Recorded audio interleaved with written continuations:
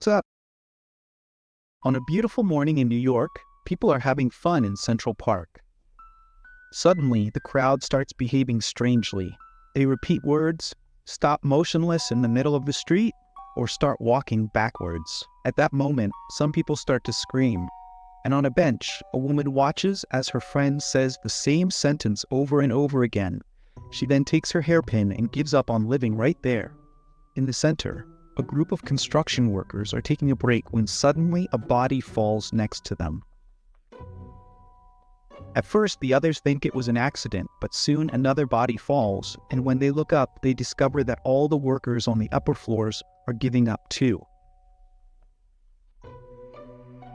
Everyone falls to their fate, and some people start to quote God, seeing all this madness.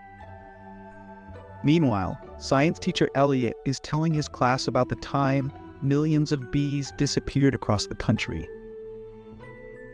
The student says that there will always be events that science cannot explain and that we will never fully understand, which Elliot agrees with.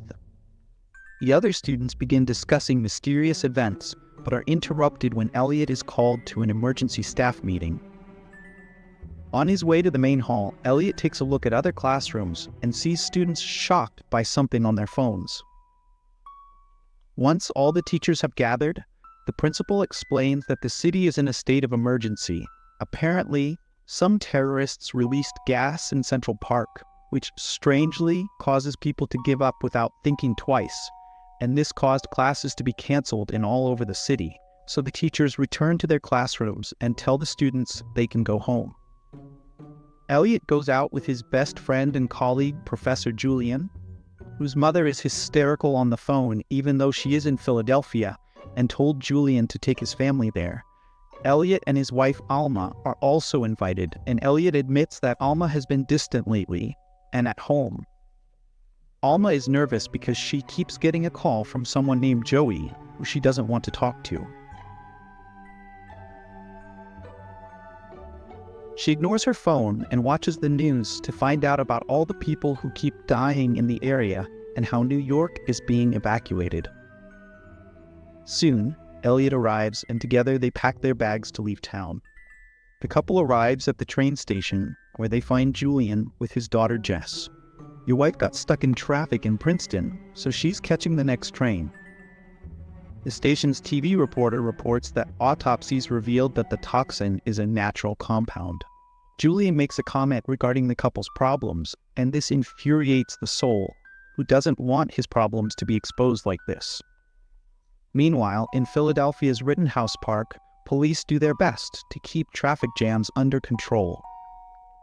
When the wind blows through the park's trees, most people suddenly freeze, and the police officer uses his own gun to give up. Then the taxi driver comes out, takes the gun, and does the same mercilessly. Next is the turn of a woman who uses the gun to end things. While Elliot's group is on the train, and Alma finally answers Joey's call to tell him to stop calling her because it was just cake that they ate together, and that meant nothing to her.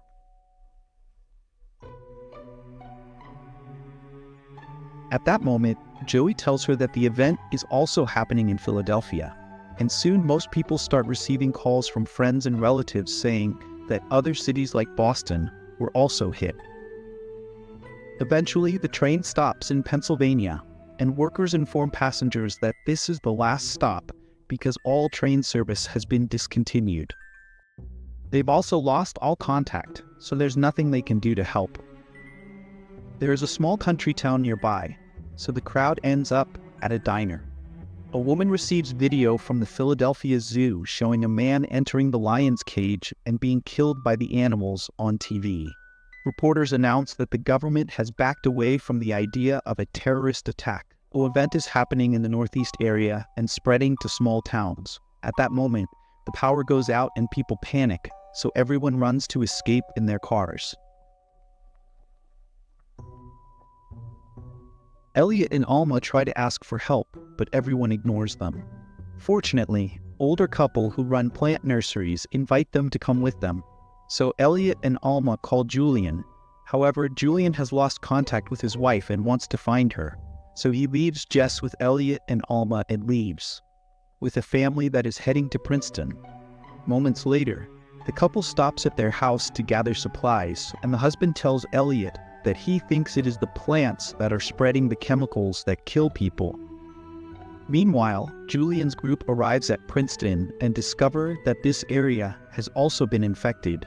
There are many bodies hanging from the trees on the side of the road, and the girl in the car starts to panic. So Julian makes her look at him and do math problems to keep her distracted while he talks.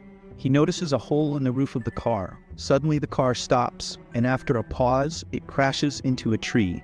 Julian gets out of the car and uses broken glass to give up afterwards. Returning to Elliot's group, they are driving away and hearing on the radio that the most recent theory is water contamination. When they leave the city and reach the countryside, they find the road blocked by a pile of bodies, so they start driving in reverse.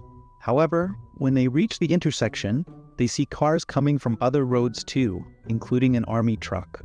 All drivers report that these roads also lead to many bodies blocking the path, meaning they are surrounded by the toxin in all directions. Elliot tries to call Julian, but he doesn't answer. Then he realizes that Alma missed Joey's calls, and Elliot asks who Joey is, but Alma responds that it's no one, overhearing people in other cars sharing that the event always starts in parks. Elliot thinks that the plant theory might be true after all. At that moment, a woman manages to contact her daughter in Princeton, who says that everyone in town is dead. The call ends when the girl suddenly dies, and Elliot can hear the wind blowing in the girl's room. Then Elliot realizes that Julian is probably dead, and has to break the news to Jess, comforting her during her breakdown. After which, Army Soldier and Elliot agree that since the attacks are happening in highly populated areas, they need to get off the roads.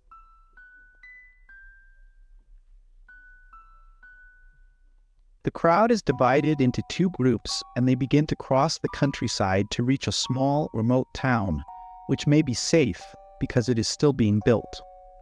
As they walk, Alma finally tells Elliot about Joey. He was a coworker who she had dinner with when she was supposed to be working late. Nothing happened, but she felt guilty for lying, which is why she has been distant. Suddenly the gap report. The wind starts to blow, and the larger group freezes, so the soldier walks back and uses his gun to give up. Elliot's small group can hear how the gun keeps firing repeatedly, meaning the others, including the couple, are using the soldier's gun as well. As the small group begins to panic, Elliot shouts at them and uses scientific deduction method to analyze the evidence and come to a conclusion. He believes that the toxin is actually being spread by the plants, but is only released in large groups of people. Then they need to split into smaller groups. 3 smaller groups result from this, and they all start running in different directions. Elliot, Alma, and Jess flee with 2 teenagers, but no matter how fast they move, the wind soon catches up with them. Your group stops running to protect their faces and the wind blows around them, but luckily nothing happens. Elliot thinks this confirms that group size matters. After running, the group finally finds the small town and hides inside a house where everything is fake, as it is just for exposure. There's a plant in the room, and Elliot slowly approaches it, asking her to be good to them, but realizes it's just a plastic plant. After a pause, they decide to leave before more people arrive to hide there and trigger the toxin. As they climb a hill, they see 2 groups arriving and forming a larger crowd, which immediately makes them freeze. Man moves to start lawnmower, which kills him within seconds as it runs over him. Elliot's group continues walking for hours and finds a radio on a fence. An emergency broadcast says people should go to the western borders to be picked up by police. Eventually, the group becomes too tired and hungry to continue, so when they find a house with boarded-up windows, they decide to stop there as they walk. Elliot makes up a story about a store clerk he flirted with, and this makes Alma feel better, even though it's a lie. The group knocks on the door of the house, but no one comes out. They consider entering by force, but at that moment they see people moving around inside. Elliot politely asks for help, but when the owner turns them away, the teens become aggressive and use offensive language while shaking the boards on the windows. The owner gets angry and ends up shooting through the hole in the window, instantly killing the two teenagers. Terrified, the trio starts running again. Meanwhile, survivors are shown in various buildings in the area, taking different measures. Some are wearing masks, while others are gathering as many weapons as possible. On TV, a reporter interviews a scientist who explains that the attacks are getting more intense every hour and affecting smaller groups of people. Moments later, Elliot's group finds a house with no power or road used, so they think it is abandoned. However, when they get closer, meet Mrs. Jones, who chose many years ago to remain out of contact with the whole world. She agrees to let them stay the night and share food, but she doesn't want to know about the event and asks not to discuss it. Mrs. Jones is a very strange lady. According to her, she behaves in a sweet way. The next second, she is slapping Jess's hand for taking the cookies that she herself offered. At night, Elliot and Alma are talking in whispers because Jess is sleeping. Mrs. Jones overhears them and accuses them of planning to kill or rob her. In the morning, Elliot goes to look for Mrs. Jones to tell her something and is shocked to find a scary doll in his bed. When he approaches, Mrs. Jones appears behind him and scolds him, calling him a thief and telling him to leave immediately. So she goes to her garden, where suddenly the wind starts to blow and makes Mrs. Jones walk backwards. Elliot sees this and immediately rushes to close all the doors and windows. Mrs. Jones starts breaking the glass in a quite painful way until she dies, as the wind starts to come in.